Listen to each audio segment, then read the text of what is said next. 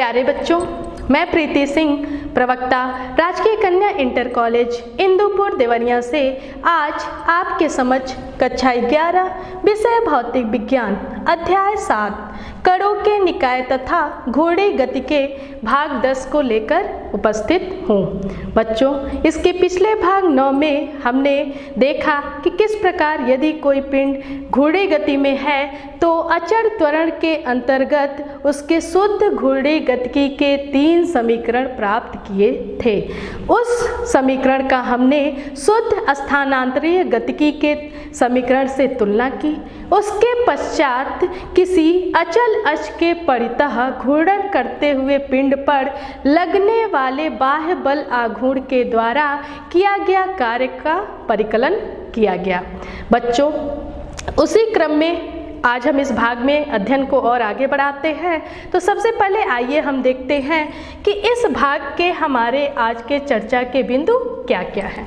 तो सबसे पहले हम अचल अक्ष के परितः घोड़े गति में शक्ति के समीकरण का निगमन करेंगे, देखेंगे। अचल अक्ष के परितः घोड़े गति करते दृढ़ पिंड का कोणीय संवेग क्या होगा, इसको जानेंगे, इक्वेशन डिराइव करेंगे और उसके पश्चात कोणीय संवेग के संरक्षण का सिद्धांत का अध्ययन करेंगे और उससे संबंधित कुछ व्यवहारिक उदाहरणों को समझेंगे। तो बच्चों, आइए हम अचल अक्ष के परितः घोड़े गति में शक्ति यानी सामर्थ्य का समीकरण को डिराइव करते हैं। बच्चों, हम जानते हैं कि किसी भी घूर्णन करते हुए पिंड पर लगने वाले बाह्य बल आघूर्ण टाउ के कारण जो किया गया कार्य होता है उसका समीकरण होता है dw = tau into D theta. इसका हमने पिछले भाग में इस समीकरण को निगमन भी किया था। इसको dt से भाग देने पर यह हमें प्राप्त होगा dw upon dt = tau into D theta upon dt। बच्चों, कार्य करने की दर शक्ति या सामर्थ्य कहलाती है, जिसे हम P से डिनोट करते हैं, और डी थीटा अपॉन dt।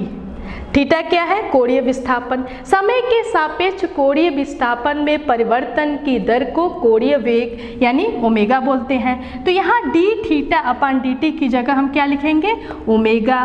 तो ये हो जाएगा tau omega, P = tau omega. क्यों? क्योंकि यहाँ पे dw अपॉन dt = P है और d थीटा अपॉन dt = क्या है? ओमेगा। तो यहाँ से P = टाउ ओमेगा आया। बच्चों, इस समीकरण की तुलना हम स्थानांतरित गति में शक्ति के समीकरण से कर सकते हैं, जहाँ पे P = F इंटू भी आता है। बच्चों, ये जो P = टाउ ओमेगा है, ये ताक्षणिक शक्ति के लिए समीकरण है। बच्चों, हम जानते हैं कि पूर्णतः दृढ़ पिंड के जो विभिन्न कण होते हैं उनकी आंतरिक गति नहीं होती है, यानी कि जो बाह्य बल आघूर्णों के द्वारा किया गया कार्य होता है वो विसरित नहीं होता है। परिणाम स्वरूप जो पिंड की गतिज ऊर्जा में वृद्धि होती है और यह गतिज ऊर्जा में वृद्धि इस कार्य करने की दर के बराबर ही होती है। तो बच्चों, मान लीजिए कि गतिज ऊर्जा K है, K = यहाँ पे क्या हो जाएगा? ½ I ओमेगा स्क्वायर। गतिज ऊर्जा में वृद्धि की दर हम निकाल सकते हैं। गतिज ऊर्जा में वृद्धि की दर, इसको हम लिख सकते हैं d/dt of ½ I omega square. बच्चों, यहाँ पे हम ये मानते हैं कि जो मोमेंट ऑफ इनर्शिया है वो समय के साथ परिवर्तित नहीं हो रहा है, अर्थात उसका द्रव्यमान नियत है और पिंड दृढ़ बना है। तो इस प्रकार ये I कांस्टेंट हो जाएगा और इसको हम लिख सकते हैं ½ I d/dt of omega square. और इसको जब डिफ्रेंशिएट करेंगे तो ये आ जाएगा 1/2i into 2 omega D omega upon D T. यहाँ से बच्चों देखिए इसकी जो वैल्यू आ जाएगी 2 से 2 कैंसिल हो जाएगा, ये हो जाएगा I omega D omega upon D T. यहाँ पे देखिए समय के साथ कोणीय वेग में परिवर्तन की दर कोणीय त्वरण कहलाता है। तो इस sense D omega upon D T equal to alpha, तो हम लिख सकते हैं यहाँ पे जो गतिज ऊर्जा में वृद्धि की दर आएगी वो हो जाएगी आई ओमेगा अल्फा। अगर इस गतिज ऊर्जा में वृद्धि की दर हम कार्य करने की दर के बराबर करते हैं, तो कार्य करने की दर अभी क्या प्राप्त हुआ था बच्चों? आपने देखा था कार्य करने की दर जो प्राप्त हुआ था वो था टाउ ओमेगा। तो टाउ ओमेगा को अगर हम इसके बराबर कर दें आई ओमेगा अल्फा के, तो यहाँ से हमें प्राप्त होता है tau equal to I alpha. देखिए इस समीकरण से ज्ञात होता है कि यदि किसी पिंड पे अगर टाउ बल आघूर्ण बाह्य बल आघूर्ण कार्य करता है तो उसमें अल्फा कोणीय त्वरण उत्पन्न होगा। और ये कोणीय त्वरण अल्फा वो बल बाह्य बल आघूर्ण टाउ के अनुक्रमानुपाती तथा आई के व्युत्क्रमानुपाती होता है। बच्चों इस समीकरण की तुलना अब स्थानांतरणीय गति के समीकरण की तुलना F equal to M A से कर सकते हैं, जहाँ पे कि यदि किसी पिंड पे F फोर्स लगाया जाता है तो उसमें त्वरण A उत्पन्न होता है। बच्चों आइए अब हम देखते हैं कि अचल अक्ष के परितः घूर्णी गति करते दृढ़ पिंड का कोणीय संवेग क्या होगा। बच्चों आपने कणों के निकाय के कोणीय संवेग का अध्ययन किया है और हम जानते हैं कि n कणों के कोणीय संवेग का जो व्यापक समीकरण होता है वो होता है vector L equal to sigma I equal to 1 to n R I cross P I। बच्चों अब हम यहाँ पे अचल अक्ष के परितः घूर्णन करते करते दृढ़ पिंड के कोणीय संवेग पे विचार करेंगे। यहाँ पे अक्ष अचल है, तो बच्चों इस प्राप्त समीकरण को उसके सरलतम रूप में ला के हम दृढ़ पिंड के जो विभिन्न कण हैं उनका कोणीय संवेग ज्ञात करेंगे, फिर उनको एक साथ ऐड करके हम पूरे पिंड का कोणीय संवेग ज्ञात करेंगे। तो बच्चों ये जो व्यापक समीकरण है vector equal to sigma I equal to 1 to n vector R I cross vector P I. बच्चों ये i equal to 1 to n कणों के लिए है, तो एक कण के लिए हम क्या लिख सकते हैं? एकाकी कण के लिए इस समीकरण को लिखा जा सकता है कि small l vector equal to r vector cross p vector. अब देखिए चित्र से मान लीजिए कि कोई पिंड है जो z अक्ष के परितः वो परिक्रमा कर रही है, घूर्णन कर रही है, और इसके किसी एक कण जो कि P बिंदु पे स्थित है और जिसका स्थिति सदिश ये r है, r वेक्टर। बच्चों तो इस P के लिए आप देखिए यहाँ से r वेक्टर है, यहाँ से हम r इक्वल टू क्या लिख सकते हैं? चित्र से देखिए वेक्टर r इक्वल टू लिखा जा सकता है OC vector plus CP vector. तो यहाँ से लिख सकते हैं L vector equal to OC vector plus CP vector cross P vector. बच्चों यहाँ से ये हो जाएगा OC वेक्टर और CP की वजह है R परपेंडिकुलर वेक्टर, यहाँ पे हो जाएगा क्रॉस P वेक्टर।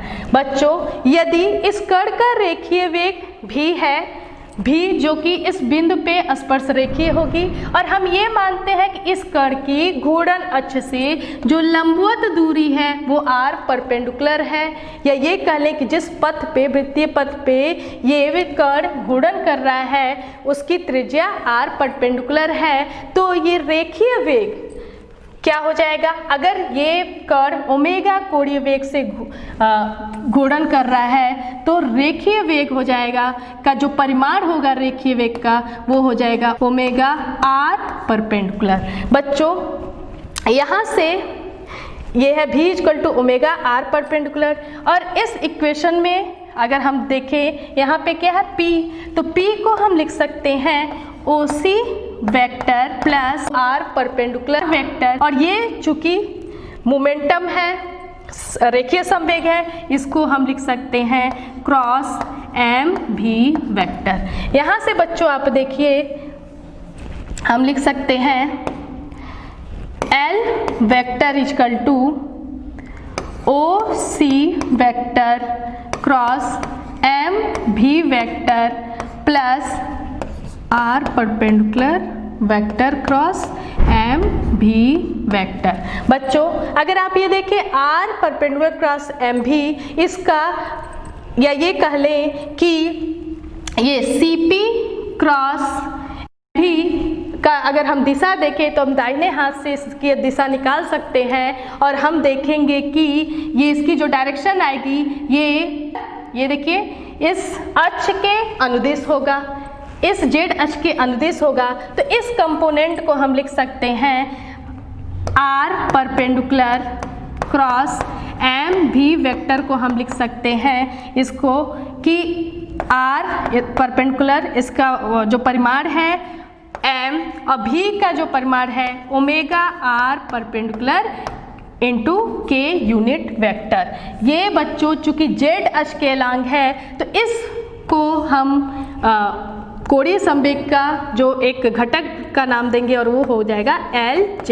तो Lz की वैल्यू इतनी आएगी, इसमें अगर पुट करें तो L की वैल्यू आ जाएगी OC vector cross mv vector plus r perpendicular, यहाँ से देखिए ये क्या हो जाएगा m r perpendicular square omega into k unit vector. ये P पे स्थित कण के लिए कोणीय संवेग होगा। बच्चों OC क्रॉस MV अगर आप दाहिने हाथ के रूल से देखेंगे तो ये घूर्णन अक्ष के लंबवत होगा, इसको हम L परपेंडिकुलर लिख सकते हैं। बच्चों ध्यान दीजिए कि इसको हम लिख सकते हैं L vector equal to small l perpendicular vector plus small lz vector. बच्चों lz की जो डायरेक्शन है घूर्णन अक्ष के अनुदिश है, जबकि l का डायरेक्शन घूर्णन अक्ष के अनुदिश नहीं है। कहने का मतलब है कि ये जरूरी नहीं है कि कोणीय संवेग घूर्णन अक्ष के अनुदिश हो, या दूसरे शब्दों में ये जरूरी नहीं है कि कोणीय संवेग l और जो कोणीय वेग ओमेगा का डायरेक्शन सेम हो। बच्चों जबकि हमने स्थानांतरित गति में देखा था कि संवेग जो होता है वे वेग के अनुदिश ही होता है। तो बच्चों अब हम ये तो एक कण के लिए था, अब अलग अलग कणों के लिए यानी कि n कणों के लिए अगर हम इसको निकालें तो हम इसको समेशन कर सकते हैं। तो इस प्रकार बच्चों हम लिख सकते हैं कि L वेक्टर इक्वल टू हो जाएगा सिग्मा L I, अलग अलग कण के लिए निकालें, और ये हो जाएगा sigma L I perpendicular plus sigma L I Z vector. बच्चों अभी हमने देखा कि यहाँ पे जो परपेंडिकुलर था वो क्या था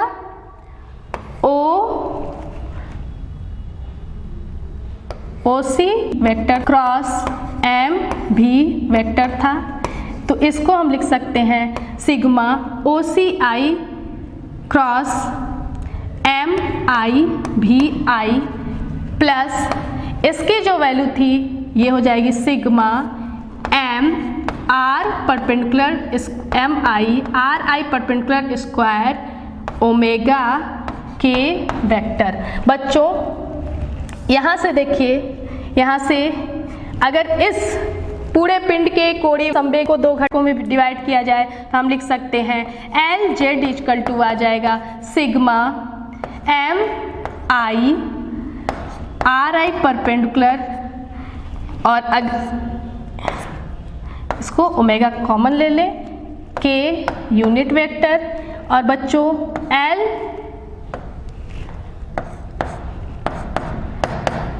sigma O C I vector cross M I भी आई वेक्टर। बच्चों यहाँ से देखिए sigma M I R I perpendicular square क्या हो जाएगा, इस अक्ष के परितः जड़त्व आघूर्ण, तो हम इसको लिख सकते हैं आई ओमेगा के यूनिट वेक्टर। अर्थात यहाँ से हमने देखा कि जो एल जेड की वैल्यू आ रही है वो क्या आ रही है, आई ओमेगा के यूनिट वेक्टर। बच्चों अब एल परपेंडिकुलर देखिए, इसको समझने की कोशिश कीजिए। देखिए चित्र से देखिए कि अगर कोई कण है यहाँ पे, जैसे P है जिसपे इसका रेखीय वेग भी है, इसका जो व्यास है, व्यास के दूसरे सिरे पे जो वेग होगा वो माइनस भी होगा, उसका जो डायरेक्शन होगा अपोजिट होगा इसके। और इन दोनों युग्मों के कारण जो यहाँ पे, इन दोनों युग्म के कारण जो कोणीय संवेग में इनका योगदान होगा वो 0 होगा। तो इस प्रकार पूरे पिंड के कोणीय संवेग का जो परपेंडिकुलर, जो घूर्णन अक्ष के परपेंडिकुलर घटक होंगे वो क्या होंगे, 0 होंगे। कहने का तात्पर्य है कि एल परपेंडिकुलर इक्वल टू क्या हो जाएगा, 0। बच्चों हम जानते हैं कि अभी आपने पिछले भाग में पढ़ा होगा कि किसी भी बिंदु के परितः कणों के निकाय के जो कोणीय संवेग के परिवर्तन का दर होता है उस पिंड पर लगने वाले बाह्य बल आघूर्ण के बराबर होता है। अर्थात D L vector upon D T equal to tau होता है, और टाउ वेक्टर। और बच्चों हमने ये भी पिछले भाग में अध्ययन किया था कि जो बल आघूर्ण होते हैं उनका उसी घटक पे विचार करना होता है जो कि घूर्णन अक्ष के अनुदिश हो। अर्थात हम लिख सकते हैं tau vector equal to tau के यूनिट वेक्टर लिख सकते हैं। अर्थात D L vector upon D T equal to हम लिख सकते हैं टाउ के यूनिट वेक्टर, अर्थात जेड डायरेक्शन में जो वेक्टर होंगे तो। और बच्चों यहाँ से देखिए ये क्या हो जाएगा, D L vector upon D T equal to हो जाएगा ये D upon D T. L vector क्या है, L perpendicular vector plus L Z vector, और ये हो जाएगा टाउ के। और एल जेड की वैल्यू जो परिमाण है 0 है, और हम यहाँ जानते हैं कि जो यूनिट इस घटकों की तुलना करें कि जेड अक्ष के अलॉन्ग जो घटक है एल जेड और यहाँ पे टाउ का टाउ है, तो हम लिख सकते हैं D L Z upon D T equal to tau और d l perpendicular upon D T equal to 0। बच्चों यहाँ से देखिए D L upon D T equal to 0, तो इसका मतलब हो गया जो एल परपेंडिकुलर है वो क्या है, कांस्टेंट है।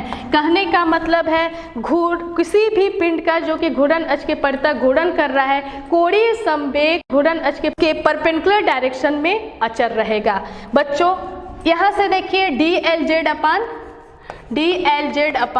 डी टी इक्वल टू क्या है, टाउ है। और अभी हमने एल जेड की वैल्यू क्या निकाली थी, उसका परिमाण आई ओमेगा, तो हम लिख सकते हैं d upon D t I omega equal to tau. ये हो जाएगा I d omega upon D T equal to tau, और d omega upon D t क्या होता है, वो होता है अल्फा, तो ये I alpha equal to tau होगा। ये वही समीकरण प्राप्त हुआ जो हमने अभी कार्य गतिज ऊर्जा संबंध से स्थापित किया था कि tau equal to I alpha. बच्चों देखिए हमने प्राप्त किया D L upon D T equal to tau. अगर ये एक्सटर्नल जो बल आघूर्ण है वो 0 हो जाए, कहने का मतलब ये 0 हो जाए, ये 0 हो जाए तो हम लिख सकते हैं D L upon D T equal to 0, और यहाँ से क्या हो जाएगा, ये L unit vector equal to constant. बच्चों जब L का परिमाण लेंगे और हमने देखा था L इक्वल टू क्या था LZ और इसकी वैल्यू आई थी I ओमेगा। कहने का अर्थ है कि जब बाह्य बल आघूर्ण 0 हो, कणों के किसी निकाय पर आरोपित कुल बाह्य बल आघूर्ण यदि 0 हो तो उस निकाय का कुल कोणीय संवेग संरक्षित होता है, अर्थात ये अचर रहता है। कहने का मतलब है यदि घूर्णन करती पिंड का अगर कोणीय वेग बढ़ जाता है तो उसका मोमेंट ऑफ इनर्शिया कम हो जाएगा, और यदि मोमेंट ऑफ इनर्शिया बढ़ता है तो कोणीय वेग कम हो जाएगा। बच्चों आइए इसके व्यवहारिक उदाहरण को समझते हैं। जब भी कोई तैराक ऊपर से जल में कूदता है तो वो अपने शरीर को सीधे कूदने के बजाय वो मोड़ लेता है ताकि उसके शरीर का जड़त्व आघूर्ण I घट जाए और उसका जो कोणीय वेग ओमेगा वो बढ़ जाए। तो इस प्रकार वो हवा में कलैया करते हुए वो जल में कूदता है। इसी प्रकार बच्चों यदि कोई व्यक्ति अपनी भुजाओं को फैलाकर अपने हाथों में भारी डंबल लिए एक घूमते हुए स्टूल पर वो बैठा है तो उस समय क्या होगा कि जो इसका जड़त्व आघूर्ण होगा वो बढ़ जाएगा और ओमेगा कम हो जाएगा, और यदि अपने हाथों को वो पास ला देता है तो इसका जड़त्व आघूर्ण कम हो जाएगा और ओमेगा ज़्यादा हो जाएगा। अब जो स्टूल है वो और तेज़ी से घूमेगा। बच्चों इस कोणीय संवेग संरक्षण के सिद्धांत का प्रयोग स्केटर्स और भारतीय या पश्चिमी शास्त्रीय नर्तक जो है वो भी करते हैं, और इस कोणीय संवेग के संरक्षण के नियम के आधार पे ही वो विभिन्न प्रकार की अपनी कलाओं को दिखाते हैं। बच्चों आइए इसको और अच्छे से समझते हैं इस उदाहरण के द्वारा कि कोई व्यक्ति एक घूमते हुए प्लेटफॉर्म पर खड़ा है, उसने अपनी दोनों बाहों फैला रखी हैं और उनमें से प्रत्येक में 5 kg भार पकड़ रखा है। प्लेटफॉर्म का कोणीय चाल 30 रिवॉल्यूशन पर मिनट है, यानी कि 30 चक्कर प्रति मिनट। फिर वह अपनी व्यक्ति बाहों को अपने शरीर के पास ले आता है, जिससे घूर्णन अक्ष से प्रत्येक भार की दूरी 90 सेंटीमीटर से बदलकर 20 सेंटीमीटर हो जाती है। प्लेटफॉर्म सहित व्यक्ति के जड़त्व आघूर्ण का मान 7.6 kg पर मीटर स्क्वायर ले सकते हैं। बच्चों क्वेश्चन में हमें ज्ञात करना है कि उसका नया कोणीय वेग क्या होगा यदि घर्षण की उपेक्षा की जाए, और दूसरा कि क्या इस प्रक्रिया में गतिज ऊर्जा संरक्षित होती है, यदि नहीं तो इसमें परिवर्तन का स्रोत क्या है। तो बच्चों सबसे पहले हम मान लेते हैं कि इस निकाय का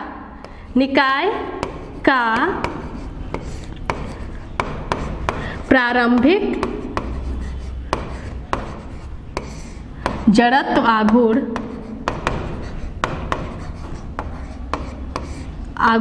I1 है, वह कोणीय वेग ओमेगा 1 है। इसी प्रकार निकाय का अंतिम जड़त्व आघूर्ण I2 वह कोणीय वेग क्या हो जाएगा ओमेगा 2 है। तो कोणीय संवेग के संरक्षण के सिद्धांत से बच्चों क्या हो जाएगा I1 omega 1 equal to I2 omega 2।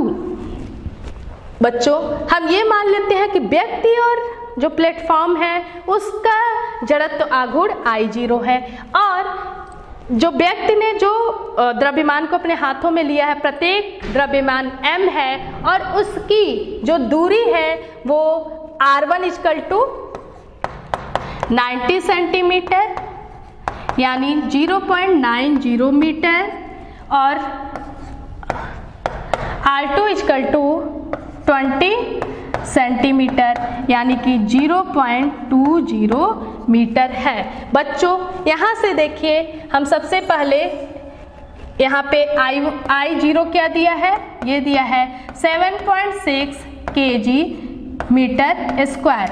हम I1 की वैल्यू ज्ञात करेंगे तो I1 इक्वल टू हो जाएगा I0 प्लस 2, क्योंकि दोनों हाथों में इसने द्रव्यमान लिया है और m की वैल्यू कितनी है आप देखिए 5 kg, तो यहाँ पे हम 2m R1 स्क्वायर हो जाएगा। यहाँ से I0 की वैल्यू हम 7.6 kg मीटर स्क्वायर प्लस 2 मास की वैल्यू है 5, r1 डिस्टेंस क्या होता है 0.90 मीटर का स्क्वायर, और इसको हम सॉल्व करेंगे तो आप देखिए 7.6 प्लस,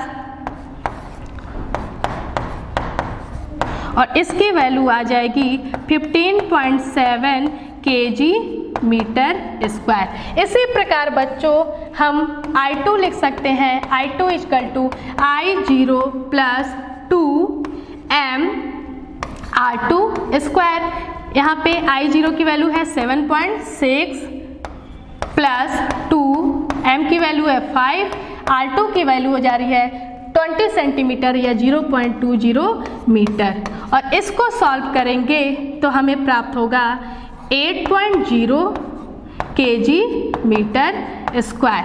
बच्चों अब I1 I2 की वैल्यू पता है, I1 और ओमेगा 1 की वैल्यू पता है 30 रिवॉल्यूशन पर मिनट, और हमें पता है कि I1 omega 1 equal to I2 omega 2, तो यहाँ से ओमेगा 2 की वैल्यू आ जाएगी I1 ओमेगा 1 अपान I2, और जब इसकी वैल्यू पुट करेंगे तो ओमेगा 2 इक्वल टू आ जाएगा ओमेगा 2 इक्वल टू I1 की वैल्यू कितनी आई है 15.7 मल्टीप्लाइड बाई 30 रिवॉल्यूशन पर मिनट डिवाइडेड बाई 8.0, तो इसकी वैल्यू आएगी 59 रिवॉल्यूशन पर मिनट, अर्थात 1 मिनट में अब वो क्या होगा 59 चक्कर लगाएगा। बच्चों यहाँ से आप देख सकते हैं कि I2 की वैल्यू कम होती है तो चक्रों की संख्या बढ़ जाती है। दूसरा क्वेश्चन है कि क्या इस प्रक्रिया में गतिज ऊर्जा संरक्षित होगी, तो बच्चों हम पहले प्रारंभिक गतिज ऊर्जा निकाल लेते हैं। मान लीजिए K1 इक्वल टू हो जाएगा हाफ I1 ओमेगा 1 स्क्वायर, और यहाँ पे हाफ I1 की वैल्यू आई थी 15.7, ओमेगा 1 यहाँ पे प्रति मिनट में चक्रों की संख्या है, हम उसको रेडियन में चेंज करेंगे, और रेडियन में ओमेगा इक्वल टू होता है बच्चों 2 पाई n, n होता है चक्रों की संख्या प्रति सेकेंड, तो यहाँ से हम लिख सकते हैं 2 इंटू 3.14, और 1 मिनट में चक्रों की संख्या तो 1 सेकेंड में चक्रों की संख्या हो जाएगी 30/60 स्क्वायर, और इसको जब हम सॉल्व करते हैं तो इसकी वैल्यू आएगी 77.4 जूल।